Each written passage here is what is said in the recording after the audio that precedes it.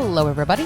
Welcome back to another episode of Fat Loss Basics, where we are becoming diet dropouts, dropping out of diet culture, dropping out of restriction, dropping out of self-hate. It is here that you become her. Haha. I don't know. Maybe that's what I should get on a t-shirt. I also don't know why I always wait until the neighbors are getting their lawn cut to record the podcast episodes. I do this every single time.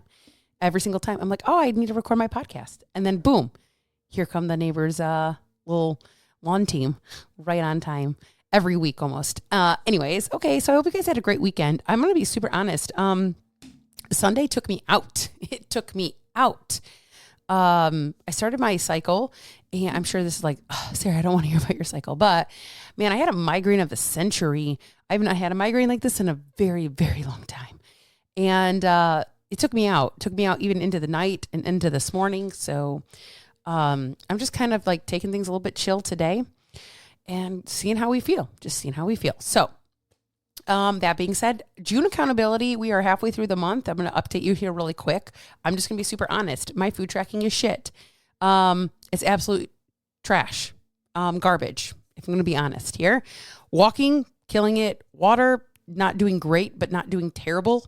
I'm not tanking as bad as I'm taking my food tracking. And yeah, I'm hoping that this week I get some vigor in me because, hey, I got 15 days left of this month. I can do something with it. I can do something with 15 days. So I shall pay a little bit more attention to my food tracking. It's not that I haven't tracked any of my food. It's that I have not tracked to 90% of my day. And that is the goal. That is the only way I get a check mark. So we're going to see how the rest of the month goes. But I'm just going to be super honest about where I'm at with my accountability. It's just where I am. And that's okay. But partly, this is also why I'm talking about what I am today and why I speak to so many women who literally just always talk to me about, just tell me what to do. I'll do whatever you tell me to do. And I've talked about this in many different, I'm pretty sure you can hear that. Many different ways, whether it's fitness, whether it's routine, whether it's food, whether it's any of it. Just tell me what a step count and water goal and all these sleep and all this stuff. And there's some resistance when you're told, even when you're asking, right? Like, for instance, our chore chart. I obliterated our chore chart last month in May. Before my life tanked. And I haven't even talked about that because we're still in the thick of it. So I'm not talking about all the things that happened last month yet. But one of them, before this big thing in my life happened, was I obliterated our chore. And one of the things that my daughter said to me was, it's like, I don't want to do it because I know I have to do it, because you're telling me to do it, because it's expected of me to do it. And I don't want to do it because of it. So now the chore chart is completely gone. It's bye-bye. It went bye-bye. I got rid of it. And now it's just like, well, you lose time on your phone. You have to ask permission. Like if you're doing anything outside of school or work, when it comes to taking the vehicles, like, and if I say no, like you can't complain because you're no longer an active part of doing things without having to be told, right? Well, guess what's happening? In order to gain more time on their phone, they have to actually do chores. And I'm not telling them anymore what chores to do, who's got to do them. I'm not telling them, but weird for the most part, I would say like 89% of the time, shit's getting done in my house, right? I removed that resistance that I was told was there. I said, okay, fine. I do nothing. I don't care. Do absolutely fucking nothing. I don't care anymore. Just do whatever you want to do, right? And the moment that I removed it, all of a sudden stuff's getting done with no complaining. Like what? What is even happening here? Okay. So I feel like it's that same kind of concept, like the don't look down, you're going to look down. If you have to do this, even if you're asking for me to tell you, just tell me what to eat. And I'm going to specifically talk about meal plans today. Why I don't give a meal plan, why I don't give like a super structure, eat this, why I feel like a lot of women work with other nutritionists and still come to me confused as hell because they don't know what they're supposed to actually eat because their nutritionist just told them to eat, 4 ounces of salmon, a sweet potato, and some broccoli. Well, do you like salmon, sweet potato, and broccoli? I mean, I like sweet potato, but I really like it with the butter and the brown sugar and the bib. Okay, so is that helpful? Probably not. And it's not that you can't eat sweet potato with all that stuff on it. But if that's your meal plan for the whole week, and every time you open that container and you get a whiff and you have a little bit of a vomit in your mouth because you're like, I'm fucking over this shit, or you have like just resistance, like, oh, I don't want to eat this just because she's telling me to eat this, then it's not helpful. It's not working. The plan is not planning for you. Okay. So I think that that's something that we have to really understand. We have to really understand. So even if you're asking for me, just tell me what to eat. I'll eat it. There's a resistance there, right? The second that somebody's telling you, hey, you have to do this, your brain's going to go, but I don't want to do that. Right? It's no different. It's just like when you like take out, like, I'm going to start a diet every Monday, but I'm going to start a diet on Monday, and you remove all the fun food out of your house, and you're like, now what do I do? Well, now all I can think about, enter food noise. Well, now I can think about is the ice cream that I threw away, or the Oreos that I threw away, or the potato chips that I threw away, because I don't know how to have one and just eat one. I have to eat the whole bag, or all the Oreos, or the whole container of ice cream. Well, there's a reason why you're doing that. That's what needs to be worked on, not the actual Oreos themselves, not the actual chips and ice cream itself, but the actual behavior about why you can't have one and just eat one and move the fuck on with your life. That's what has to be worked on, right? And I always say you need to be feeling like you are sitting in the driver's seat, like you are in control. We are so out of control with how we are with our health. We don't feel in control. And the way to have control is to make your own decisions, is to feel in control about what you're doing. I chose to have the ice cream, not because I chose not to have the ice cream, not because I couldn't, because I didn't want it. Or I chose to have the ice cream because I wanted it. And then you can move on with your life, right? Another element of this is the fact that it doesn't teach you the skill set that you need to have. Understanding your food, understanding nutrition, understanding how much, understanding when you're full and when you're hungry, understanding what a balanced meal looks like, understanding how to eat the rainbow, understanding all of these things, it teaches you something. And a meal plan just teaches you how to follow rules. Don't eat this. Don't have that. You're not allowed. Don't eat this. Don't eat this. You can't have. You have to eat this. Only can have that. Right? This is not about understanding food and portions, or even your own hunger cues and what your body feels good consuming, what it likes, what it doesn't like. This is just teaching you, here's your set of rules. Go at it. And then when that set of rules goes away, i.e. Weight Watchers, Herbalife, Optavia, low calorie, 1,200 calories, whatever, the cookie diet, the celery juicing, all these things, once they stop, you just go right back into what you did because you didn't learn anything. I'm going to say the same thing for a GLP-1. It's not teaching you a skill set. A GLP-1 doesn't teach you anything. A GLP-1 turns off mechanisms in your body. You should really go back and listen to the GLP-1 episode I did with Jetta. Long, but worth it. Long, but worth it. Okay. And it just ends you up back in the same patterns. This is why the majority of people who come off of a GLP-1 typically gain the weight back. The other thing that's starting to come out too is that what we're seeing in all of these randomized trials and controlled studies are people are having a lot more success with them when they are controlled. Gee, I wonder why.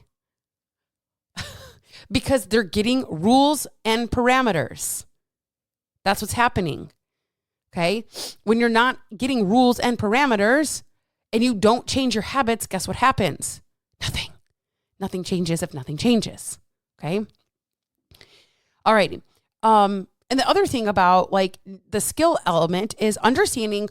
I want you to understand why you like or don't like, or why you need to eat or not eat, right? Why you're doing what you're doing, not just what you're doing, if that makes sense. Hopefully that made sense, right? So for instance, I had a client this last week who struggled a little bit. She had gotten, I would say this, we've been working a lot on eating more at home versus eating out.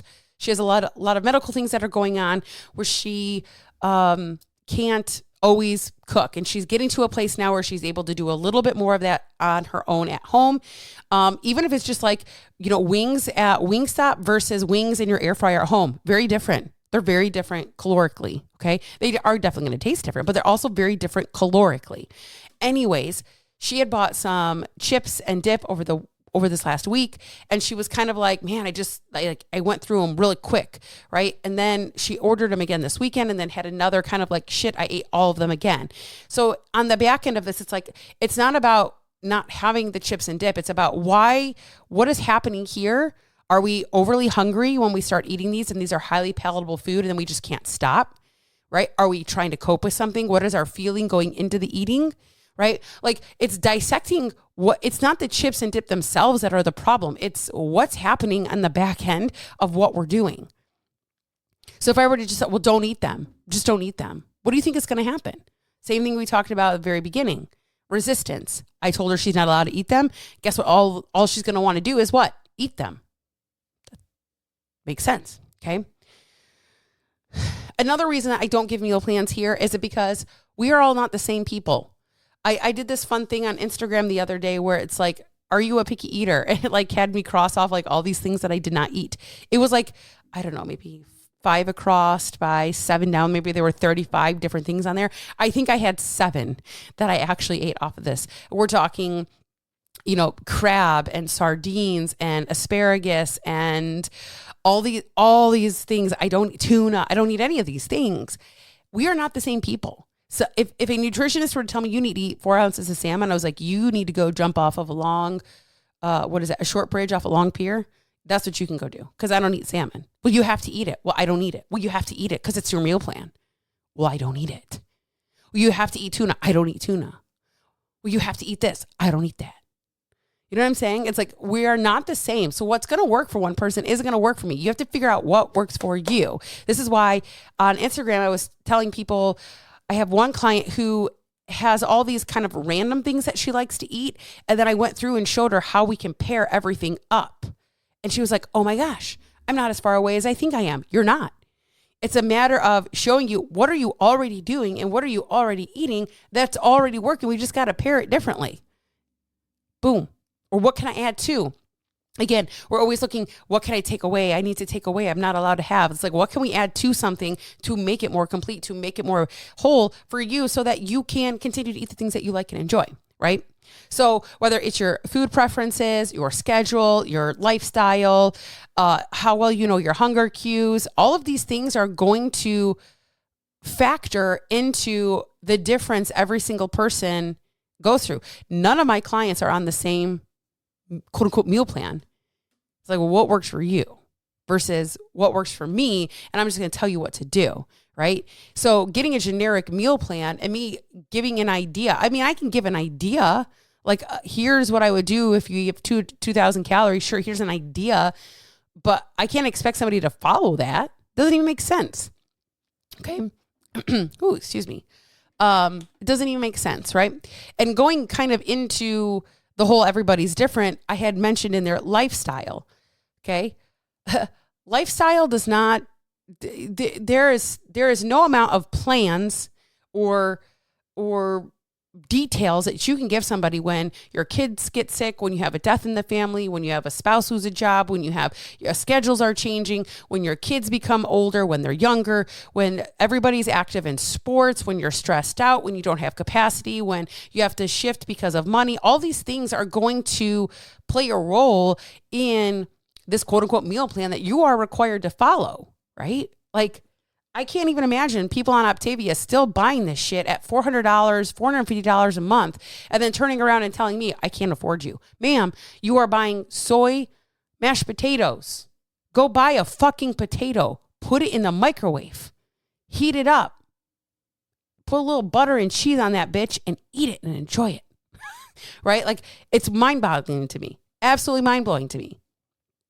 Does that little mashed potato help you when things are different or hard or heavy? It's like, I'm really craving this soy mashed potato. Is it always as convenient as it needs to be? Probably not. Does it taste good? No. Like, when we are just doing these generic things and I'm here, just do this, you don't know how to shift when life shifts. And I'm going to tell you, you can hear all of my clients who have very different lives, whether they're older and they already have grandchildren, but they have full-time jobs still, or they're younger and they have young children, or they're, more or less my age and they have health conditions that, prevent them from doing things, or whatever the case is. Generic doesn't plan for life. When life is lifing, it doesn't matter what your generic plan says sometimes, okay? We have to learn how to eat when life is lifing in our real world, and not just on when the days are like sunshines and rainbows, because that's rare, okay? So another reason I don't do this is because I don't like you to be dependent upon me. I want you to learn, back to being a skill set. I want you to be able to figure out, what do you like? What do you not like? And how much of that do you like? What are you struggling with in food? And what are you not struggling with? Like, okay, I have this, but I'm really struggling with these chips and dip and I don't know why. Cool. Let's like dig into that. Okay. That is what actual food freedom looks like. Okay. And then also, because I feel like meal plans sometimes have this quote unquote like culture diet mentality. It's like the right way somebody has to do something. So again, back to this salmon and, sweet potato with broccoli. It's like, well, if you're not eating that, then you're not dieting. Or if you are eating that, then you are dieting. Or you just like the things that you like to eat, no matter what they are. I thoroughly enjoy chicken, rice, and broccoli. Thoroughly. Or chicken, potatoes, and broccoli. Thoroughly. I love them. I love these things. It has nothing to do with dieting. Okay. And so sometimes these meal plans can kind of keep you in that mindset of being in a diet versus, okay, I eat what I like when I'm quote unquote in a diet phase, which is short term. I just eat less of it. And when I'm in a maintenance phase, I can have more of it. Boom. Done. Right? So meal plans are a little bit restrictive already by design. So what we do in Fat Loss Basics, what we do to become the diet dropout and dropping out of the meal plan diet culture mentality, is teaching you how to figure out what works for you, what works for your body, what works for your life, what works for your family, what works for the things that you enjoy. Because that's what's going to get you where you want to go. And then based off of that, we build that approach, and everybody's approach looks different based off of what those things we figure out. It's no different. Again, I just talked about my client who I had send me all the things that you like for breakfast, all the things that you like for lunch, all the things that you like for dinner. And she did that. And then I went through and I was like, okay, this can go this can go this can go this can go this can go. And she was like, oh my gosh. Not only did it make her feel like she was close to actually for it clicking for her, right? But she realized, okay, I'm not doing as bad as I thought I was. We often have this mentality of like, we're doing awful or we're not even close. That gave her some confidence to be like, okay, I'm not far off here. I am not far off, right? And we have to build that approach so you can learn those skills so that what you're doing actually sticks. Whether you're in a diet phase, whether you're in a maintenance phase, whether you're in a building phase, whether life is lifing, whether life is perfect, whether life is not, it doesn't matter, because then you can always know how you need to adjust for what you need to adjust. And that is the beauty of not building a meal plan. Now, I'm going to be super honest. Sometimes that can be frustrating. It can be hard, and it is a learning curve because it is a skill set that you don't have yet. Not abnormal. Not abnormal. Okay. So this is why I refuse. I absolutely will not ever do meal plans. Not only that, but it's actually illegal for somebody who is not a registered dietitian in most states in the United States to give an actual meal plan for somebody. So if your coach gives you a meal plan, I hope that they are a registered dietitian, because by law, I cannot actually prescribe specific foods to people. I can recommend, I can suggest macros, I can do all these things, but I cannot say you need to eat this. This is your meal plan. I cannot do that by the law. Okay. Also, if you are listening to this and have not yet applied for the scholarship, please do not fear. I'm doing a little bit of a different thing here. I'm going to postpone just slightly, because we are going to move into a space of my 6-year anniversary for for CP Fitness. So that being said, I'm going to actually kind of pair those two things together. So everybody that has already applied, you're getting an email. You will be getting an email, and I will be letting you know that your application is still valid. You don't have to reapply. You don't have to click the link again. You don't have to do any of that unless you really want to. But your application is already in and secure. So for anybody else that has not yet done it, be on the lookout or on the hear out if you're on the podcast for the next time, which will be in the next couple of weeks. So if you have any questions about it, please feel free to let me know, and I will catch you on the next episode.